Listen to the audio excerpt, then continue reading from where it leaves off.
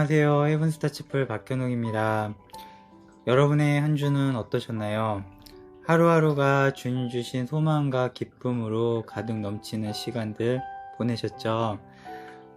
다소 날씨는 쌀쌀하지만 봄이 오는 느낌을 받는 요즘 왠지 모르는 소망으로 저는 하루하루를 보내고 있습니다.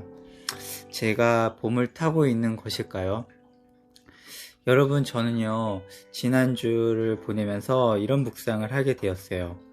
제가 고등학교 1학년 때 일입니다. 제가 다니던 학교는요, 미션 스쿨이었어요. 매주 월요일 아침 채플이 있었습니다. 학교 강당이 크지 않아서 교실에 앉아서 영상을 보며 예배를 드렸습니다. 교실에는 학생들을 통제하는 선생님들이 계시지 않았어요. 그렇다면 여러분, 예배의 분위기가 어떠했을까 상상이 되시죠? 자고 있는 아이, 떠든 아이, 공부하는 아이, 참으로 다양한 모습이었어요. 하나님을 사랑했던 한 아이는 그 광경을 눈뜨고 볼 수 없었답니다. 맨 뒷자리에 앉아 있었던 저는 책상을 치면서 이렇게 말했어요. 지금 살아계신 하나님께 예배드리는 시간이니까 좀 조용히 해주지 않을래? 외쳤어요. 그것도 아주 크게. 순간 교실은요, 정적이 돌았죠. 그리고 5초 정도 지난 후에 다시 시끄러워졌어요. 가슴은 참 아팠지만, 그래도 시원하게 소리를 지르고 나니까, 좀 뭔가, 뿌듯함이 있었어요. 이것은 학기 초에 일어난 일이었습니다. 서로가 잘 모르는 상황이었고, 거기서 어떤 이상한 아이가 예배를 드리겠다고 소리를 질렀던 상황인 거죠. 다른 아이들이 봤을 때 얼마나 이상했을까요? 그 이후로 저의 별명이 생겼어요. 미션 스쿨이었기 때문에 종교 과목이 있었고, 그때 학생들은 성경을 배우게 됩니다. 그래서 친구들이 저의 별명을 모세라고 불러주었어요. 그때 이후 여전히 예배 때마다 아이들은 시끄러웠지만 저는 혼자서 성경을 펴고 묵묵히 하나님께 예배를 드렸습니다. 그리고 2학년이 되었고 저는 기독학생반 다소멜이라는 서클에 회장을 맡게 되었어요. 점심시간마다 기도회를 가지는데요.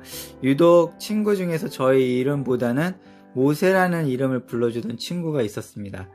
이 친구는 예수님을 믿지 않는 친구인데 점심 기도회를 한번 참석하고 나더니만 좋았나봐요. 점심을 먹자마자 늘 저에게 모세 기도하러 안 가니? 이렇게 물어보면서 기도하러 가자 그러는 거예요. 저는 그때 참 기뻤습니다. 모세라는 별명도 마음에 들었고요. 어느 날이었나 제가 몸이 좀 좋지 않아서 기도회에 가기가 어려웠어요. 그날도 여전히 그 친구는 저에게 찾아왔고 모세야 기도회 가자, 찬양 부르러 가자. 나 오늘은 좀 몸이 안 좋아가지고 못 갈 것 같아. 미안해서 어쩌지? 이렇게 얘기했는데 그 친구는 굉장히 실망하면서 나한테 이렇게 얘기를 하는 거야. 나도 이제부터 기도회 안 갈 거라고. 그래서 막 저한테 화를 내는 모습을 보게 되었어요. 그 친구의 돌아서는 모습을 보면서 생각했어요. 그리고 깨달았습니다. 내가 나의 그런 연약한 모습 때문에 이 친구에게 큰 실수를 했구나. 얼마나 하나님께 죄송하고 이 친구에게 미안했는지 모릅니다. 그리고 그 친구에게 용서를 구하고 하나님께 용서를 구했어요. 그런데 그 친구는 그 이후로 기도에 참석하지 않더라고요. 가슴 아픈 시간의 한 장으로 남아 있습니다. 저는 그때 깨달았습니다. 나의 주변 사람들을 생각할 때 그들은 나를 계속 관찰하고 있구나. 특히 하나님의 자녀들은 세상에서 더 유심히 바라보고 있구나. 그걸 알았어요. 그때부터 저는 저의 모습을 통해 하나님의 영광이 그리고 전도의 문이 막혀지지 않도록 기도하게 되었습니다. 그 방법은 삶이 예배가 되는 것밖에 없더라고요. 삶과 말씀이 일치되어야지만 가능한 일이었음을 깨닫게 되었어요. 저는 아직도 그 친구를 생각하면 미안한 마음이 듭니다. 어디서 어떻게 살고 있을지는 모르지만 기도회 때 흘렸던 그 친구의 눈물을 하나님께서 기억하시고 구원의 길로 인도해 주시길 기도하고 있습니다. 그리고 이어지는 제 모둠의 삶의 여정을 살펴보면서 묵상에 잠기게 되었어요. 차마 눈뜨고 볼 수 없었던 광경들이 많이 제 눈앞에 지나가더라고요. 그럼에도 불구하고 이 부족한 죄인을 용서하시고 사랑하신 하나님, 그 은혜가 그 자리자리마다 새겨져 있음을 바라보게 되었어요. 예수님께서 성전에서 기도하는 두 사람을 비유로 말씀하신 내용이 있어요. 누가복음 18장 11절에서 14절 말씀입니다. 제가 읽어드릴게요. 바리새인은 서로 따로 기도하여 이르되 하나님이여 나는 다른 사람들 곧 토색, 불의, 간음을 하는 자들과 같지 아니하고 이 세리와도 같지 아니함을 감사하나이다. 나는 일에 2번씩 금식을 하고 또 소득의 11조를 드리나이다 하고 세리는 멀리 서서 감히 눈을 들어 하늘을 쳐다보지도 못하고 다만 가슴을 치며 이르되 하나님이여 불쌍히 여기소서 나는 죄인이로소이다 하였느니라. 내가 너희에게 이르노니 이제 저 바리새인이 아니고 이 사람이 이 세리가 의롭다 하심을 받고 그의 집으로 내려갔느니라. 무릇 자기를 높이는 자는 낮아지고 자기를 낮추는 자는 높아지리라. 하나님 앞에서 말입니다. 저는 성경을 통해 이 장면을 볼 때마다 가슴이 저려옵니다. 두 사람의 모습이 제 삶에 다 있었거든요. 저는 한때 한국교회를 바라보며 비판하는 자리에 있었어요. 그런데 하나님 앞에 똑같은 죄인임을 알게 하셨던 거예요. 세리와 같은 심정이 내 삶을 찾아왔습니다. 날마다 가슴을 치며 주님께 하나님 저를 불쌍히 여겨주시옵소서. 제가 죄인입니다. 저는 조그만 삶이라도 하나님의 나라를 위해 사용될 수 있다면 그것으로 감사합니다. 그때 기도의 방향이 내 삶의 전환이 터닝포인트가 되었던 거죠. 한국 교회가 어떻든 신학생들의 모습이 어떻든 그것이 중요한 것이 아니고 사역자의 모습이 어떻든 그것이 중요한 것이 아니고 내가 하나님의 나라를 기다리는 사람이 되면 되는구나. 역사를 주관하시는 분은 하나님이시니까 말입니다. 우리는 우리에게 주신 하나님의 말씀을 붙잡고 다시 오실 예수님을 기다려야 됩니다. 다니엘이 하루 3번씩 무릎을 꿇고 예루살렘을 향하여 열린 창에서 하나님께 기도하며 감사를 드렸습니다. 왜냐하면 다니엘의 영혼 깊숙이 하나님의 약속의 말씀이 새겨져 있었거든요.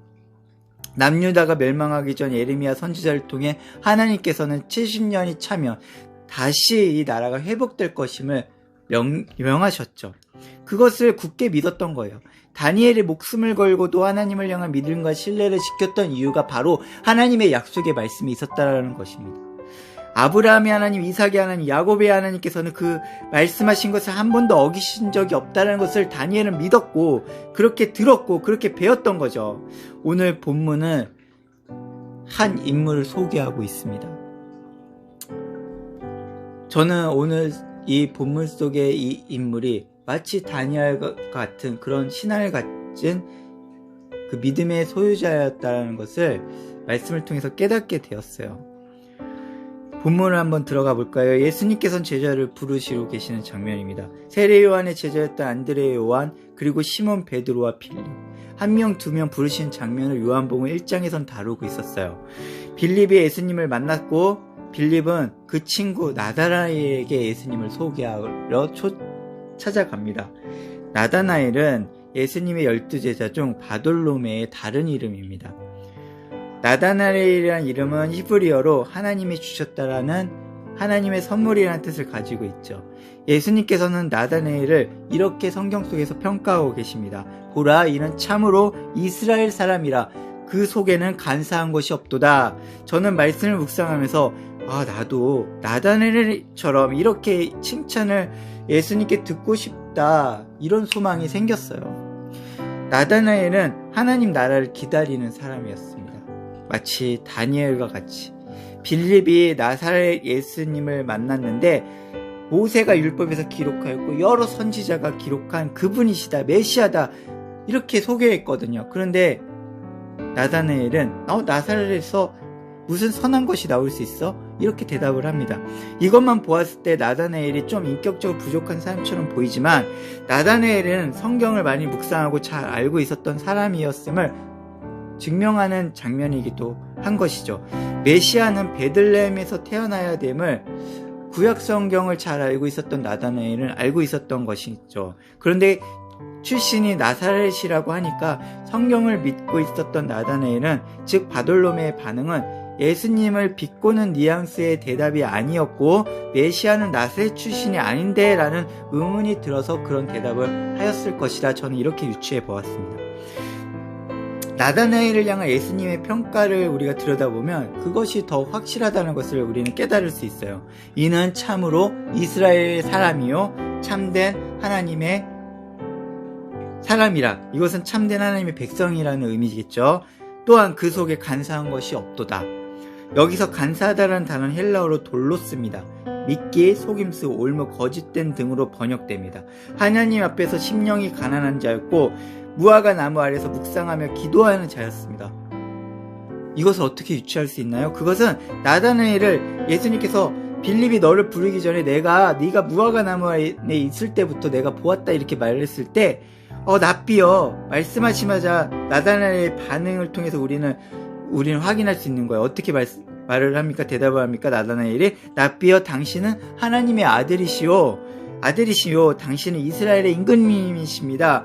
예수님의 한마디에 바돌로메, 즉 나다나엘이 바로 이 고백을 드릴 수 있었던 이유가 무엇이었을까요? 무화과 나무와 나다나엘의 관계는 아주 조용했고 은밀했던 그런 자신만의 묵상의 시간이었기 때문에 이것을 예수님이 알고 있다?